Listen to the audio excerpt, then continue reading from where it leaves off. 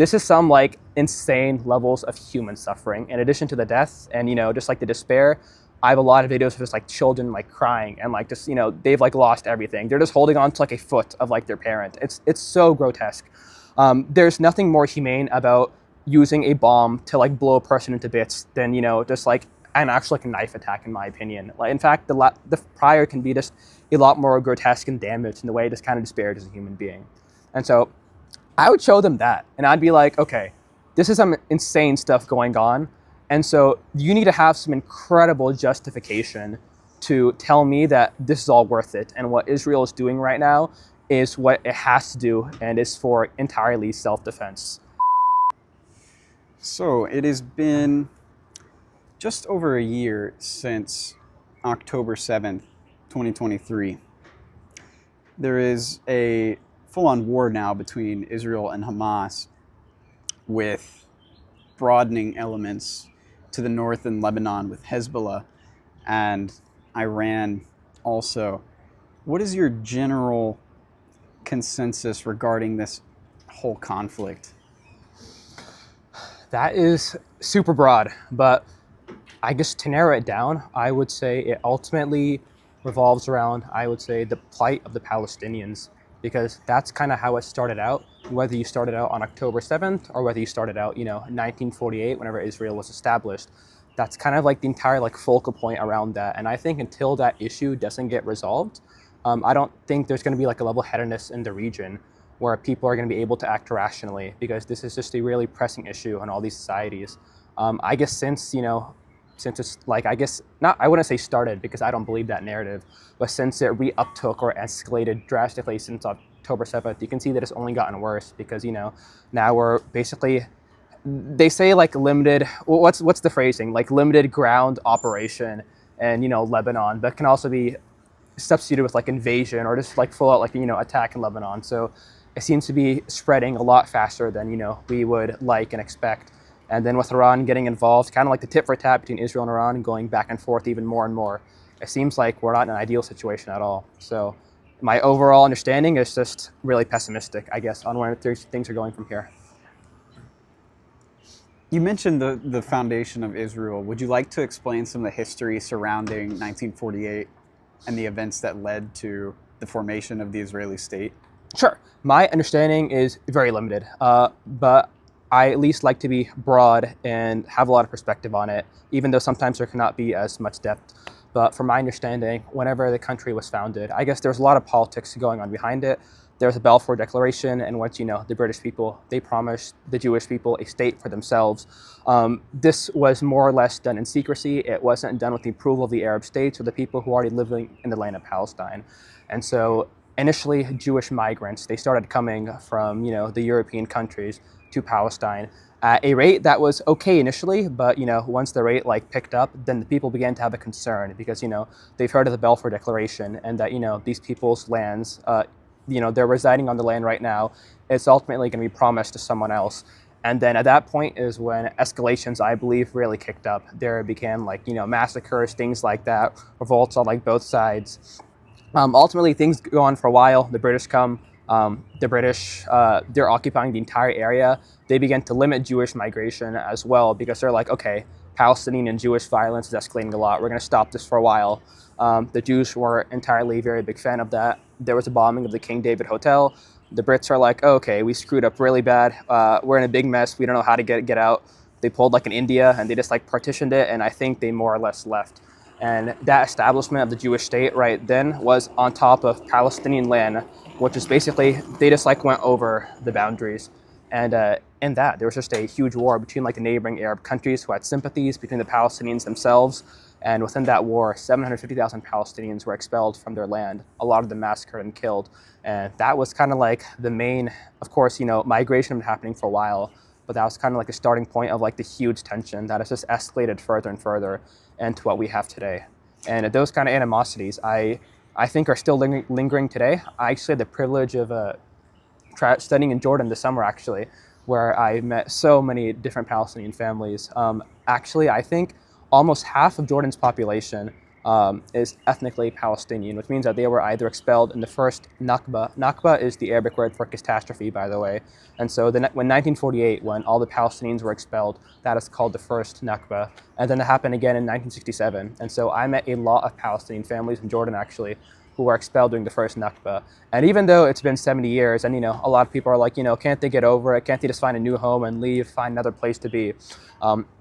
A lot of them feel very, very tied to that land. A lot of them, you've heard the stories, they keep a key, whether it's physical or symbolic, of, their home on that land, and they'll wish to return one day once these hostilities can end.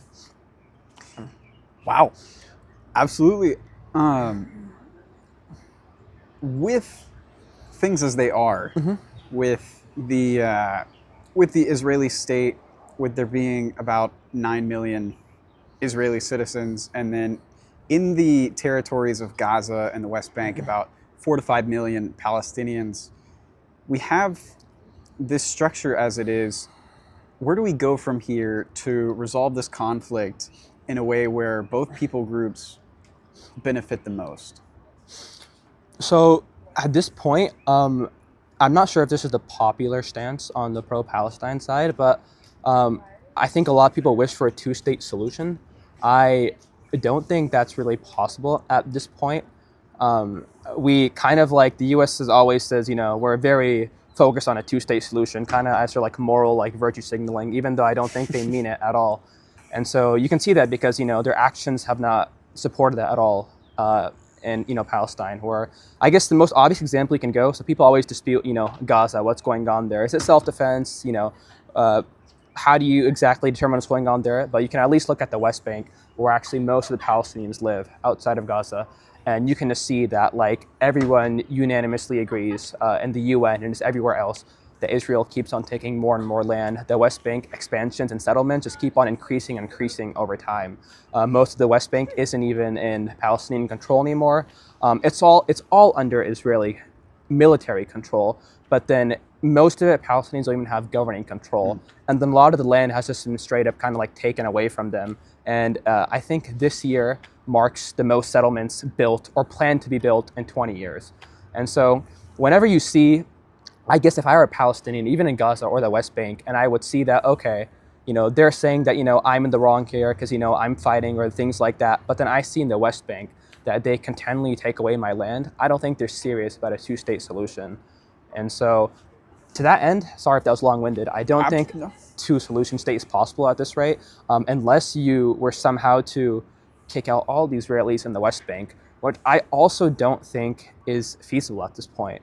And it's almost sad because, one can say, why not? We kicked out 750,000 Palestinians in the first Nakba, then hundreds of thousands more in the second Nakba. So why can't we kick out, 750,000 Israelis or, however many Israelis there are on the West Bank now? I just think that would stir even more division, maybe. Again, I'm not sure if this is the popular stance of the pro-Palestine. This is my own view right now. I think that would perhaps stir even more division, create even more problems later down. And so I think a one-state solution is probably the best bet. However, if you go with a one-state solution where everyone lives under there and has equal rights, then there is no longer the idea of, a Jewish state where Jews are, the majority of people and enact complete control. It would have to be divided almost evenly because the populations are pretty even right now. And that's not an idea that's appealing to a lot of people who believe there needs to be the existence of a Jewish state. I personally don't, which again might be controversial. I think that there are a lot of countries like the United States where people can live perfectly happily. I hope there's a future Israel or Palestine, combined or something where Jews and Palestinians can live happily together. If you don't mind me going on a little bit further, one thing I found really disingenuous was, let me tank on Biden for a second. When Joe Biden, the president of the United States, he said that in order for there to be a safety for Jews across the world, there must be an Israel. He said, without Israel, the Jews cannot be safe. He said that so arrogantly and so confidently that it kind of undermined the entire purpose of the United States. I'm like, wait, hold up, man. You're the president of our country, the greatest country in the world, where everyone can live, freely and practice anything they want to. How could you say that? That's reflecting badly upon your own country. And it's just false, because I think many Jewish people live perfectly great, happy lives here. And so, yeah, I thought that was a really foolish thing for him to say. And I don't think there needs to be the existence of a majority Jewish state, especially if it comes at the expense of the Palestinian people.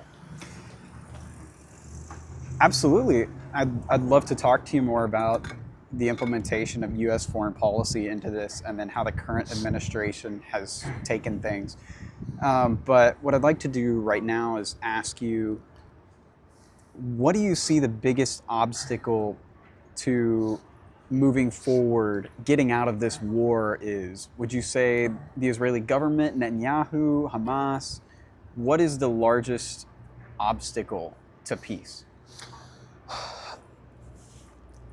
There are a lot of obstacles to peace, but if I were to like rank them like a hierarchy, I would say that the top one is probably Netanyahu and his cabinet. I think the violent Palestinian resisting against them is more so systematic of their policies that they've enacted in larger Palestine, Gaza, and the West Bank and their land occupying and stealing over the course of many, many years. A lot of people, I remember, going on a quick tangent, I remember when I was younger, my parents would take me to some Palestine protests and, the famous chants from the river to the sea, right? And, I would say that it sounds very, very nice. And, it sounds just like beautiful and poetic, like river, sea, free, So like, I didn't think too much about it. But then, as I only became like politically conscious maybe like a year ago. And so now I'm beginning to hear that, that's a chant for genocide. That means that from the river to the sea, you want all Jews dead. And anyone who says that on a college campus is like an anti-Semite and, wants to murder all the Jews. And I'm like, no, that was not my understanding at all. That's not what many people's understanding was. It was that, from the river to the sea, Palestinians will be free. Something along those lines. At the end of the day, it's a slogan, it's a chant, don't take it for policy. However, going back to my point of Netanyahu and his government, the Likud party, being the main enemies of this entire conflict, you can see in their own party platform, it was in the 2000s, the latest version. It's like 2001 or something. And the Likud party, it doesn't say something like from the river to the sea, but it says from, from like the Reds, what's the sea to the left? Is it? The Red Sea? The Red Sea, it was the Red Sea. Okay, from the Red Sea to the Jordan River, it'll be like a solely Israeli state. He's mentioned many times himself that, Or the Dead Sea. It might be the Dead Sea. I feel like I should know this. This is like This is like Middle Eastern history 101. But the Dead Sea. Dead Sea, okay. Yes, because that's where you float. Yes, okay, got you. He has laid it out, explicitly that, in his own party platform that, there will be one state between these two boundaries. Even in like interviews in his own Israeli government, he has been like, you guys should all be thanking me and be like proud of me that I have not, I have been the main person who's opposed the two-state solution in a Palestinian state so far. And so he's been extremely explicit. And that, he's like going to be like the main issue. He's been very pro, like, pushing out all these like agendas and, ideas for building settlements in the West Bank. He's like doing everything to get us away from a two-state solution and a lasting peace right now, in my opinion. We can go off of that with, so Biden and Netanyahu have a really interesting relationship. Yeah. And we've seen that play out over the course of the past year. How do you think the current administration's foreign policy towards Israel has shaped this conflict? It's not even the current administration, it's this entire government as a whole, and it's absolutely disgusting. I don't actually understand it, how we've come to a point where Israel has become synonymous with the U.S. Like, you'll see kind of like the old like truckers with like the American flag, and like they also have like an Israeli flag there. And like, you just got to question it, like, wait, why? Be proud of your country. Why have you like intertwined Israel with the United States? As everyone always says, like since, their like foundation, the U.S. and Israel tied at the hip, which I don't exactly understand why. It's absolutely bonkers. I don't know if you remember Netanyahu's speech in Congress he gave like... I was in D.C. at the time. Whoa, you were there? Yes. Okay. I don't know if you saw it. You didn't see it live. Okay. But he spoke to Congress. What's insane to me? Before he started speaking, he was given a standing ovation for, do you know how long? Long time, yeah. 4 minutes straight. 4 minutes straight, they did not let out a standing ovation. And then during his speech, which is about 40 minutes, they gave him, I think, I saw different reports. In 40 minutes, that's how long his speech was, they gave him an additional 33 to 47 standing ovations. Like, they stood up from their seats and they started clapping. That's not discounting just other times they'd be like, they just sit down and like keep clapping. Like, that's insanity to me. Like, we wouldn't do that for like anyone. We wouldn't do that for the guy who killed bin Laden. Like, if George Washington emerged from his grave and, he gave a speech to the Congress, we wouldn't even do that for him. Like, it was just insane to me, like how much we revere and idolize this man in the US when not even his own country does so. And then, yeah, you can just get into the idea that like, why is our relationship with Israel like beneficial? It doesn't exactly seem like it.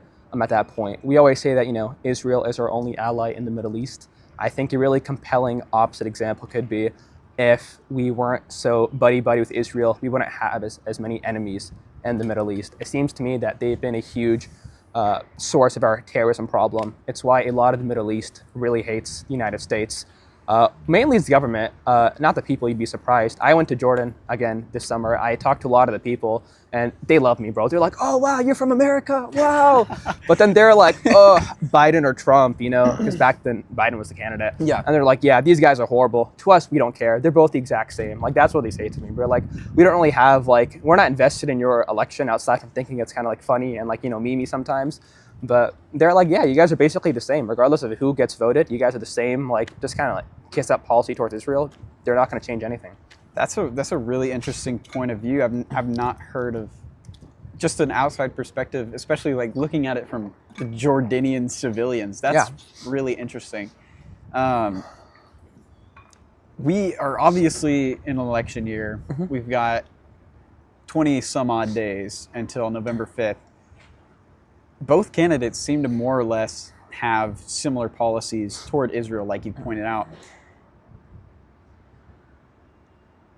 This has seemed, correct me if I'm wrong, but it has seemed to really turn off a lot of Democratic voters who would be otherwise excited to vote for Kamala Harris. How could she change that? What policy could Kamala Harris put out there that would get the vote of those who are unhappy with what's going on in Gaza? First of all, I have no faith in Kamala Harris to actually do any of this. She seems pretty committed on her pro-Israel stance. Let me just throw out some hate on Kamala real quick, if you don't mind. It just really annoys me. She's gotten her entire speech rehearsed. Every time she gets asked about the Israel-Palestine question, she always starts off with, let's start where this all began, October 7th. She has specific cadence too. She's like, on that day, 1,200 innocent people were slaughtered. Women were brutally raped, babies were beheaded, people lost their lives, 250 hostages were taken. And she's like, Israel did what any country would do, it responded. And then she's like, at the same time, there has been too much killing in Gaza, and there needs to be an end to this suffering. And she's like, we cannot let this go on. And then she says that me and Biden have been working around the clock to make sure we resolve this matter. And this has been what they've been saying for literally the past entire year. She's repeated, no joke, this exact phrase. If you did an AI match, you could see that what I just said right now matched 70% of what she said across 4 times. So she rehearses these things down in heart. I don't think she has any intention of actually changing her policies. But back to your question, what could she do? She could just treat Israel like any other normal country. Nothing special. Hey, if you benefit us, we're going to keep on doing trade with you. We're going to keep a good relationship to you. And if you're a negative influence on us, you're having too much influence in our government and you're bribing our congressmen and whatnot, we're not going to deal with you, especially when you're making us look really stupid in the Middle East, building up our enemies, getting us dragged into a larger war. So simply just treat Israel like it's a normal country. Right now, if another normal country, let's say Brazil, was in Israel's position, we'd be like, yeah, Brazil, you do your own thing. If you are so gutsy you can take on these regional powers yourself, then you do it yourself. You don't ask for our money. You do it by yourself. So, do you think Israel would prosecute this war differently if they were paying for it with more of their own money? Oh, 100%. They don't have the funds to be as ambitious and bold as they are. The U.S., and not even just the U.S., a lot of the surrounding Arab countries, for example, Jordan, Jordanian government is more or less aligned with Israel, even though the people vehemently oppose it. They're actually, sorry if I keep going into tangents. I love my time in Jordan, by the way. A lot of the time in Jordan, I was surprised. I'm like, wait, why are there massive pro-Palestine protests in Jordan? What are they protesting against? And they told me, yeah, our government is super complicit in all these things. And they defend Israel to no end. During the whole missile barrages, Israel needed the U.S. and I think Egypt as well, Jordan, Saudi, UAE, maybe a lot of other foreign countries to help, protect itself. Even with that. Oh, so they helped shoot down the Iranian. Yes. Yeah. Okay. And even with that, a few missiles still entered, Israel. And so that shows that Israel is very dependent on us. And of course, our money. Israel is in our weapons. Israel is completely dependent upon. You can see how much this enrages them. I don't know if you saw recently in the news. I was really surprised.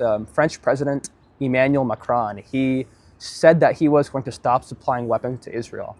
And then you saw like Netanyahu like get up, and you could clearly tell he's very, very bothered. He gave like a speech or a like press release to Emmanuel Macron. He was like, "How could you do this? You know, we are in our decisive moment, you know, in victory." And he's like, "You are standing on the wrong side of history." And so you can tell they're extremely bothered when they're not getting support from foreign countries that they think they supposedly are entitled to or deserve, even though they don't really follow any of our policies and just kind of do their own thing. I guess we can bring this all to a head with, why do you think the United States is so invested in Israel? I would probably say it would have to be AIPAC. It has to be the lobby. That is like the only conclusion I can come to. It's just that, you know, money makes the world go round. For those that might not know, AIPAC is basically, it's actually, unlike every other country whose lobbies are classified as like foreign lobbies, AIPAC is the only government. The American Israeli, is it Political Action Committee or like, okay. It's the only lobby that's not classified as a foreign lobby. And they basically have like $100 million budget to spend every single year. And they spend millions of dollars basically bribing our politicians, giving them money to make sure they follow, you know, pro-Israel policy. It's actually insane how openly they do this, but a lot of people still don't know about it. There's actually a really cool website called followthemoney.org, something like that. Just look up Follow the Money. And it shows like where all these politicians are getting most of their donations from. I don't think it's confined to just AIPAC. It also shows like the NRA, other like donations that, you know, are given to politicians. And you can see just the absurd amount of money that politicians get from AIPAC. They're, correct me if I'm wrong, they're the largest contributing donors to both Biden and Speaker of the House Mike Johnson. So literally both sides of the aisle, they're like completely bought and sold by AIPAC. It's actually like absurd. The other like famous case was Jamal Bowman. Was it in New York? Yes. In New York, yeah. AIPAC, it was might have been the most expensive like race. $10 million? 10 or I think 14.5 million, 10 maybe 10 million, something like that. Somewhere Just around there. Still a huge amount of money they donate to the opposition to make sure that these candidates are defeated. Even on their Twitter, like just the most shameless like advertising. They're like on their Twitter, if you go and find their pages, they're like 95% of AIPAC approved candidates win. And they're just like, don't even try to hide it, like how much of an influence they have on US politics and government. And because that like initial investment they had in like controlling our politicians, it's delved deeper than that. I wouldn't say it's just AIPAC at this point. It's kind of what I said at the beginning. We almost for some reason have this like cultural association with us and Israel as like one. It's really bizarre where, you know, if I say, I don't like the Second Amendment, you are like, oh shoot, he's against American values. You look at the same like brain chemical feelings when I say I don't like Israel for some reason, and I don't know why that is. Literally, like recently, Kamala Harris, she was asked, what is the greatest threat to the US right now? So, in my opinion, they should have said something like, ideally you have no enemies, right? But, you know, they should have said something like, you know, perhaps China, like the largest influence, maybe Russia. But she said Iran for some reason. And like, I'm like, dude, Iran's been in the news for like a few weeks now. And so why are you going Iran? She's like, yeah, did you see like their attack on Israel? And I'm like, okay, so Israel, not us. Like, why we associate ourselves like with that? Another example, Lindsey Graham, Republican senator, with the whole like Hurricane like Helene stuff going on, you know. Oh my gosh, yeah. That was so bad. I did see that. You saw that? If you want to explain. Yeah, so basically this Republican senator, Lindsey Graham, you know, like I think he was being asked about, hey, we have a lot of domestic problems right now, especially with Hurricane Helene. It's killed at least 200 people so far. It's going to be a lot more once numbers get untold. But he was like, yeah, that's really bad. But what about our friends in Israel? Like he literally just straight up like said that. And I'm like, yeah, bad. that's as like apparent as it can get. It's become intertwined with our identity when it just should not be. Talk to me as if I'm a American, but I'm pro-Israeli. Pretty much everything they're doing, I'm for. I have qualms with the Palestinian people, very anti-Hamas. Mm-hmm. Open me up to your side of things, how you see things. Start that conversation. I actually wouldn't even pursue a moral or emotional argument because a lot of times people are already, they're pretty set on their emotions or they're pretty set on what they believe is moral and just. So that wouldn't do it. Instead, I would come from a position, if I'm speaking to an American, I would come from a position of self-interest. And I would first talk to them about, hey, Do you know what AIPAC is? Probably not, actually. If these people are like so pro-Israel and this, they probably don't know about the influence they have over our elections, over our congressmen. I'm like, hey, do you see the massive amount of money we send to them every single year? 26 billion this year, 4 billion every other year. Do you see the benefits that this state has that we don't have? Are you okay with that? Wouldn't you prefer that our congressmen, they focus more on ourselves than fueling the military-industrial complex by pursuing overseas wars? I think that would be a much better approach to make these people kind of see my point of view. However, if they are willing to go deeper than that, and then if they are willing to engage me in a conversation, so I could possibly humanize the Palestinian struggle, then I would probably be really explicit, and I would just show them like videos and like things. I wouldn't say I'm not on social media like too much. I delete it off my phone, but I keep it on my laptop just so I can get like some snippets from Instagram every single day. Every single day, basically. I follow just, I think, 4 Palestinian channels, but I more or less get flooded with at least dozens of videos every single day of just the brutality coming out of Gaza. Like, I just see like every single day there's like women, children, even like innocent men. They're just, limbs are torn apart. So many actual beheaded people. It sounds really grotesque. I have a document where I actually save beheaded Palestinian people. I also save dead children with their limbs torn apart. Just because I just kind of want to have a reminder for myself, but also just so I have like a document so I can like show people. I'm like, hey, this is some like insane levels of human suffering. In addition to the death and just like the despair, I have a lot of videos of just like children like crying and like just they've like lost everything. They're just holding on to like a foot of like their parent. It's so grotesque. There's nothing more humane about using a bomb to like blow a person into bits than just like an actual like knife attack, in my opinion. Like, in fact, the prior can be just a lot more grotesque and damaged in the way it just kind of disparages a human being. And so I would show them that, and I'd be like, okay, this is some insane stuff going on, and so you need to have some incredible justification to tell me that this is all worth it, and what Israel is doing right now is what it has to do, and is for entirely self-defense. And so that is where I would start that conversation. Absolutely. Thank you very much. Appreciate it.